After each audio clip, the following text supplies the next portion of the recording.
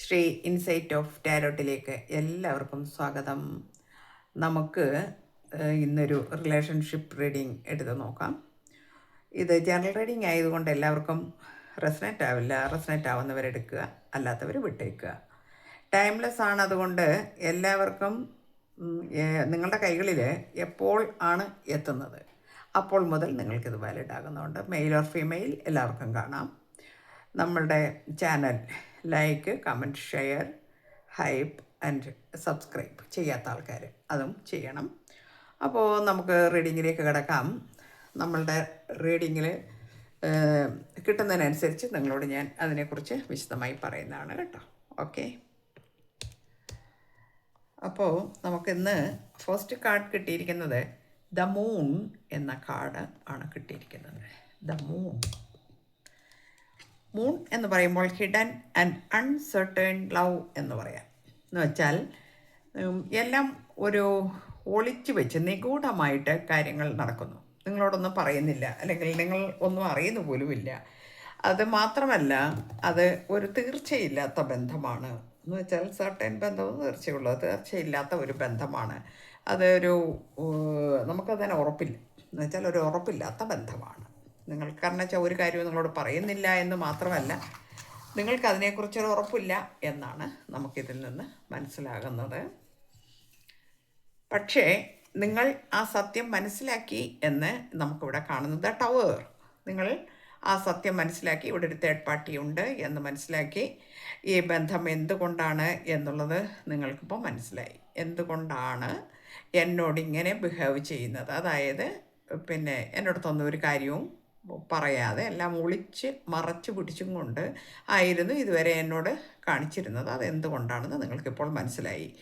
ഇപ്പോൾ നിങ്ങളൊരു ബ്രേക്കപ്പ് ആണ്, അതുപോലെ തന്നെ ഒരു ട്രൂത്ത് റിവലേഷനിലാണ്. എന്നുവെച്ചാൽ ഒരു സത്യം, പിന്നെ നിങ്ങൾ സത്യം അറിഞ്ഞു അല്ലേ, അപ്പോൾ അത് നിങ്ങൾക്കൊരു പ്രശ്നമായിട്ട് വന്നിരിക്കുന്നു. കാരണം നിങ്ങളിനി എന്തിനാണ് ഇത് കൊണ്ടുപോകുന്നത്, അല്ലെങ്കിൽ നിങ്ങൾക്കിപ്പോൾ വിശ്വസിക്കാൻ കഴിയാത്ത ഒരു വിശ്വാസം നഷ്ടപ്പെട്ട ഒരവസ്ഥയിൽ തളർന്നിരിക്കുന്നു നിങ്ങൾ. അതായത് വളരെ വിഷമിച്ച് നിങ്ങൾ ഇരിക്കുന്നു എന്നാണ്. 10 ഓഫ് സ്വോർഡ്സ്, ഉറക്കം പോലും ഇല്ലാതെ, അല്ലെങ്കിൽ പിന്നിൽ നിന്ന് നല്ല ഒരു ബാക്ക് സ്റ്റാബിങ് കിട്ടിയതുപോലെ, അല്ലെങ്കിൽ ഒരു ചതി നിങ്ങളെ ചതിച്ചിരിക്കുകയാണ്. ഇവിടെ ചതിയാണെന്നുള്ളത് 100% ഉറപ്പായി. അപ്പം ചതിയാണ്. ഓക്കെ, അപ്പോൾ നമുക്കിനി നിങ്ങളുടെ ഈ കാര്യത്തിൽ നിങ്ങളുടെ വ്യക്തി എന്താ പറയണതെന്നറിയാം. വ്യക്തി പറയുന്നു, നിങ്ങളിത് ചോദിച്ചു എന്ന്, നിങ്ങൾ ഈ സംഭവം അറിഞ്ഞു, നിങ്ങൾ ബ്രേക്കപ്പിലായത് കാരണം നിങ്ങൾ ചോദിച്ചപ്പോൾ അതിനുള്ള പ്രതികരണം ഒക്കെയാണത്. I am struggling to find the right path. ഞാൻ ശരിയായ വഴിയിലൂടെ പോകുവാൻ ഞാൻ അതിന് സ്ട്രഗിൾ ചെയ്തുകൊണ്ടിരിക്കുകയാണ് എന്നാണ് പറയുന്നത്. സ്ട്രഗിൾ ചെയ്യുക എന്ന് പറഞ്ഞാൽ എനിക്ക് വഴി ഏതാണെന്നറിയില്ല. ഇപ്പോൾ ഇതിൻ്റെ അർത്ഥം എന്താണെന്ന് വെച്ചാൽ, നിങ്ങളാണോ ഈ കക്ഷിയാണോ തേർഡ് പാർട്ടി ആണോ ശരി എന്നുള്ള കാര്യത്തെക്കുറിച്ച് ആൾക്ക് നല്ല ധാരണയില്ല. ഞാൻ ശരിയായ വഴിയിലൂടെ പോകുവാൻ ഞാൻ സ്ട്രഗിൾ ചെയ്തുകൊണ്ടിരിക്കുന്നു എന്നാണ്. ഓക്കെ, അൺസാറ്റിസ്ഫൈഡ് പറയുന്നുണ്ട്. I was in happy the way things wear going. ഞാൻ അതിൽ വലിയ തൃപ്തനായിരുന്നില്ല. നമ്മൾ തമ്മിലുള്ള ആ ഒരു ബന്ധത്തിൽ എനിക്ക് കുറച്ച് തൃപ്തി കുറവുണ്ടായിരുന്നു എന്ന് സമ്മതിക്കുന്നുണ്ട്. എന്നാലും ഐ ആം ഓൾവേസ് ലോങ്ങിങ് ഫോർ യു.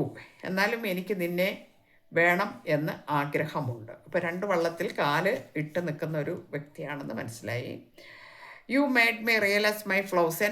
എൻ്റെ തെറ്റുകളൊക്കെ നീ എനിക്ക് മനസ്സിലാക്കി തന്നിട്ടുണ്ട്. അങ്ങനെയുള്ള കാര്യങ്ങളൊക്കെ എനിക്കറിയാം. പിന്നീട് I am trying to move on. ഞാൻ മുൻപോട്ട് തന്നെ പോകുവാൻ തീരുമാനിച്ചിരിക്കുന്നു എന്ന് പറഞ്ഞാൽ ബ്രേക്കപ്പ് സിറ്റുവേഷൻ മാത്രമല്ല, നിങ്ങളെ വിട്ടു പോകുന്നു എന്നാണ് നമുക്കതിൽ നിന്ന് മനസ്സിലാവുന്നത്.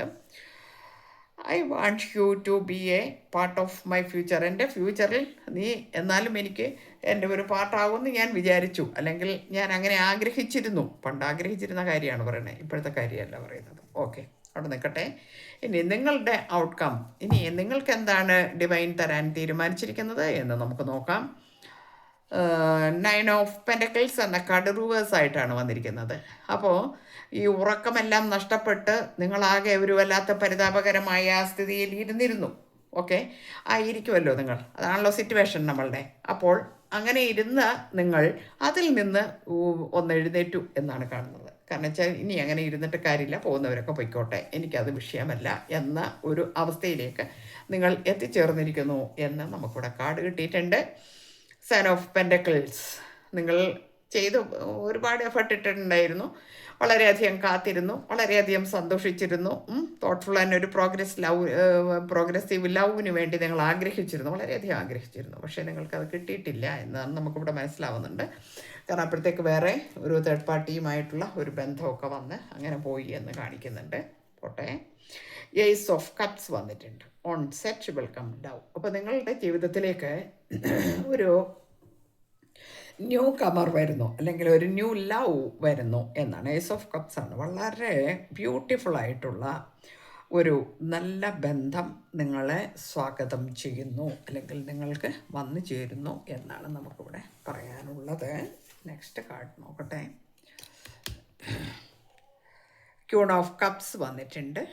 വളരെ ഡിവോഷണലായിട്ടുള്ള മച്യൂരിറ്റി ഉള്ള, അതായത് മച്യൂർ ലവ് നിങ്ങളുടെ ജീവിതത്തിലേക്ക് കടന്നു വരുന്നു എന്നാണ്. അപ്പോൾ പോയതൊക്കെ പോകട്ടെ, നമുക്ക് ഡിവൈൻ തരാനിരിക്കുന്നത് നല്ല കാര്യങ്ങളാണ്. അതായത് ഒരുപാട് പേര് നമ്മളെ വിഷമിപ്പിക്കാനുണ്ടാകും, പക്ഷേ ഇപ്പുറത്ത് ഒരു തൂവൽ സ്പർശം പോലെ നമുക്ക് എന്താണോ വേണ്ടത് അത് തരാൻ ഡിവൈൻ കാത്തു നിൽക്കുന്നു എന്ന് നമുക്കിതിൽ നിന്ന് മനസ്സിലാക്കാം. നെക്സ്റ്റ് വരുന്നത് 3 ഓഫ് പെൻഡക്കിൾസ് എന്ന കാർഡാണ്. അത് എഫോർട്ട്ഫുൾ ആൻഡ് ഫ്രണ്ട്ലി ലവ്. വളരെ ഒരു സൗഹൃദപരമായ ഒരു ഫ്രണ്ട്ഷിപ്പ് നിങ്ങളിലേക്ക് കടന്നു വരുന്നു. നിങ്ങളുടെ പുതിയ വ്യക്തി എന്ന് പറയുന്നത് അത് വളരെ ഫ്രണ്ട്ലി ആയിട്ടുള്ള, വളരെ കൈൻഡഡ് ആയിട്ടുള്ള ഒരു സ്നേഹമാണ് നിങ്ങൾക്ക് വരുന്നത്. നമുക്ക് ഏസ് ഓഫ് വൈൻസ് വന്നിട്ടുണ്ട്. അതിനകത്ത് സ്പോണ്ടേനിയസ് ആയിട്ടുള്ള, ഇൻറ്റൻസ് ആയിട്ടുള്ള ഒരു നല്ല പ്രണയം നിങ്ങൾക്ക് തരുവാൻ നിങ്ങളുടെ പുതിയ ആൾ അതിന് ശ്രമിക്കുന്നു, അല്ലെങ്കിൽ അത് നടക്കാൻ പോകുന്നു എന്നാണ്. ദ മജീഷ്യൻ വന്നിട്ടുണ്ട്. കരിസ്മാറ്റിക് ആയിട്ടുള്ള റണ്ടസുലസ് ലവ് എന്നൊക്കെ പറയുമ്പോഴത്തേനും അത് ഒത്തുചേരുക, കൂടിച്ചേരുക, ഒരുമിച്ചിരിക്കുക. നിങ്ങളുടെ ലൈഫിലെ സന്തോഷകരമായ പല നിമിഷങ്ങളും നിങ്ങളുടെ ജീവിതത്തിലേക്ക് കടന്നു വരുന്നു എന്നാണ്. ഒരുപാട് നല്ല നല്ല കാര്യങ്ങൾ നിങ്ങളുടെ ലൈഫിലേക്ക് കടന്നു വരുന്നു. അതായത് നിങ്ങൾ എന്താണോ മോഹിച്ചത്, എന്തായിരുന്നുവോ നിങ്ങളൊരു പ്രണയത്തെക്കുറിച്ച് സങ്കല്പിച്ചു വെച്ചിരുന്നത്, അത് നടക്കാൻ പോകുന്നു. അത് നിങ്ങൾക്ക് ഡിവൈൻ തരാൻ പോകുന്നു. ഒരുപാട് കഷ്ടപ്പെട്ട, വിഷമിച്ച, ഇതുപോലുള്ള ചീറ്റിങ്ങിലൊക്കെ പെട്ടുപോയ ആൾക്കാർക്ക് നല്ല ശുഭവാർത്തയാണിത്. ദ ജസ്റ്റിസ് വരുന്നു. ഫെയർ ആൻഡ് ഡിസേർവിങ് ലവ് എന്ന് വരുന്നുണ്ട്. എന്ന് വെച്ചാൽ ഇതൊരു മാരേജ് പ്രൊപ്പോസലിലേക്ക് പോകും എന്നാണ്.